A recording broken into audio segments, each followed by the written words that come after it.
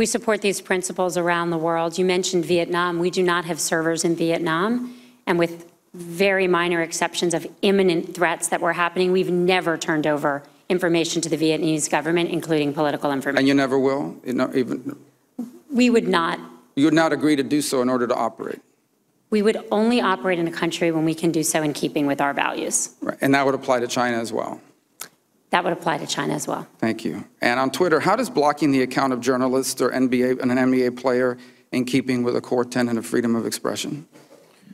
Well, we enacted a policy some time ago to allow for per country content takedown, meaning that within the boundaries of that nation, the content would not be able to be seen, but the rest of the world can see it. And that's important because the world can still have a conversation around what's happening in a market like Turkey. And also, we have evidence to show that a lot of citizens within Turkey access that content through proxies and whatnot as well.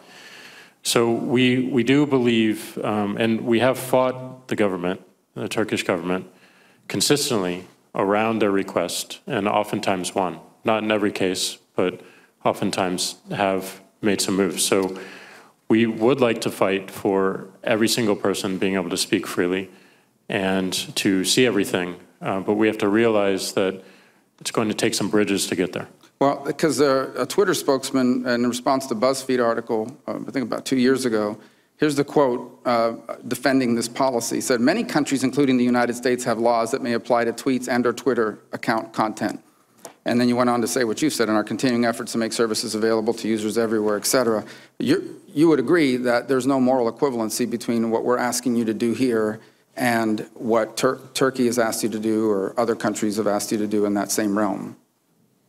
We do have to comply with the laws that govern us within each one of these nations, but our ideals are similar, and our desires... Whose ideas are similar? I'm sorry. The companies. Are similar to who? Similar to how we were founded and where we were founded in this country.